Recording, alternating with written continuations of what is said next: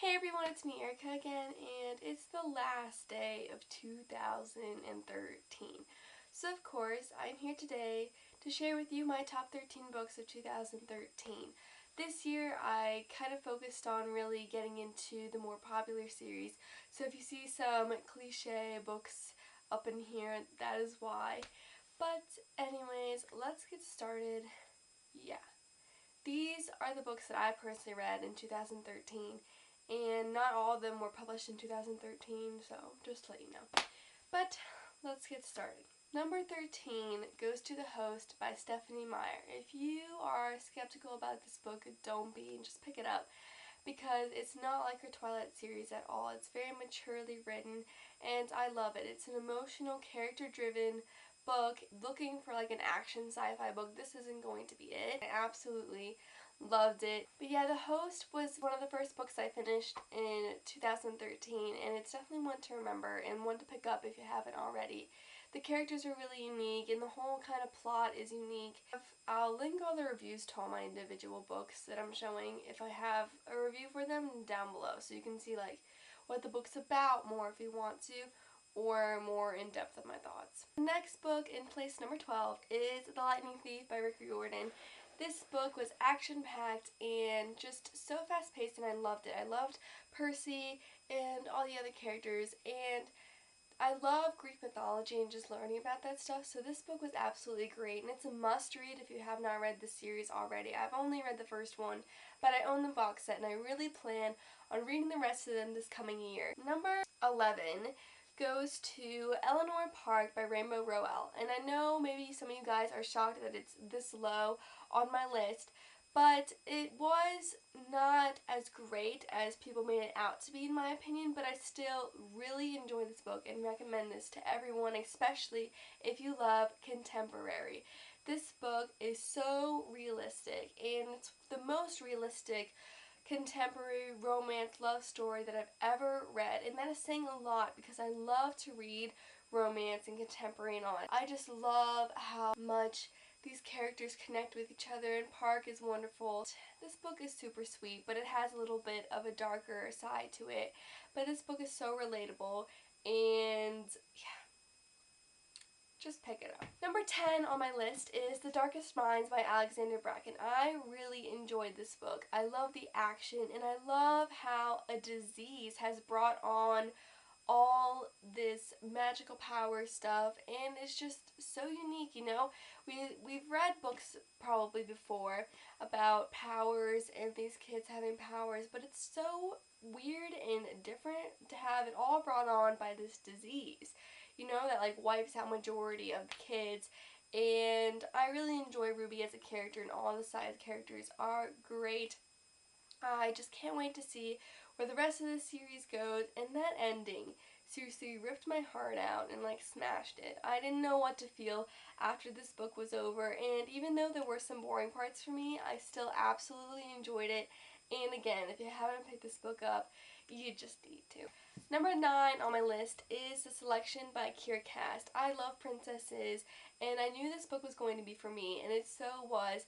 It was even more than what I thought it was going to be, because I've heard mixed reviews about this book, so I was a little unsure, but I still had pretty high expectations, and it definitely went above and beyond.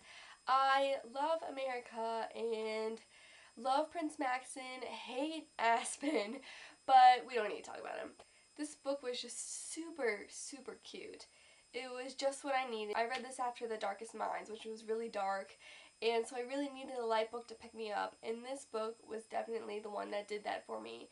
And that's what made it so great for me, was because it was exactly what I needed when I needed it. Number 8 on my list is Catching Fire by Susan Collins. Yes, I finished off the Hunger Games trilogy, and this definitely is my favorite out of the whole trilogy, and the movie just made it 10 times better. Finnick is my absolute favorite character, and even though Katniss doesn't have to choose between Finnick, Team Finnick here. I love him so much. I love the arena in this story. I love how the plot is more complex and it's not just about the game. So action-packed and intense. That's why I love this book the best. Number 7 on my list is Gone by Michael Grant. I read this during the summer booktubeathon, and this book was perfect for it because it was fast-paced, even though it's pretty massive. It's super easy to read, super fast-paced, and it just really intrigues you and doesn't make you want to put the book down. I love the characters. I love how there's two sides and all the parents are gone. It just makes the book so interesting. We have more than one thing going on, and it's just great. If you haven't picked this series up already, I definitely suggest it because it's just so easy to read but so easy to enjoy, and it's definitely obviously one of my favorites this year. Number 6 on my list is City of Bones by Cassandra Clare. Yeah, Jace, anyone? And that plot twist, anyone? I just still can't get over it. And I don't know. But anyways, I absolutely love this book, and I love the world so much. I just love this world, and I'm so glad there's more books than just this series that take place in the world.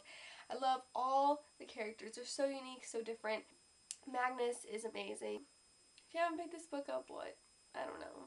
I'm glad I did, because I've been missing out on so much. And number 5, slightly above, no, number 6, is City of Ashes by Cassandra Clare. I read this a couple weeks after I read The City of Bones, and I don't know, there's just something about this book that I like a tad bit more.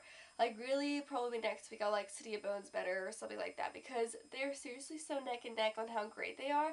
Maybe it's because we see Magnus more in this book. The ending is just so open, and there's so many questions still left to figure out the answers to, and I can't wait for City of Glass. I definitely plan on reading that soon. But, yeah, again, if you haven't picked the series up, what? I'm even upset with myself that I haven't read more of this series yet this year. Number 4 on my list is Divergent by Veronica Roth. I read this in November, I think, and I flew through this book. This book is also not skinny at all, and I absolutely loved every single part of it. And I love Triss, and I love Four, and I just love all the characters. I don't agree with some of the ones that lived in this book, but I literally cannot wait to read Insurgent. I'm nervous for Legion though, but I understand why everyone loves this series so much because it's great, it's different, and yeah, can't wait for the movie. Number 3 goes to Angel Fall by Susan E. I read this last week. Guys, this book was awesome. It was action-packed beginning to end. There were no boring parts, and the thing I love about this book so much is that everything is connected and ties together. There's no unnecessary stuff in this book, and I love our main character, Penryn. She's awesome, and I just want to be her friend, you know. I want her to teach me some moves, some combat moves, so I can learn some self-defense myself. She's so loyal to her family, even though they're a little on the crazy side and a little unique. She still loves them so much, and she's so strong. Raffi is amazing. I love their conversations back and forth between each other. Seriously, if you've not picked this book up, do it right now. It's small, okay? Even if you don't like angels, pick this book up because it literally is amazing, and it definitely earns its spot number 3 on this list because it is so great. And I just got the second one a few days ago, right there, and I need to pick it up right away because the ending is just so open, and there's so many things left to be done, and I want to know what happens with Raffi. Number 2,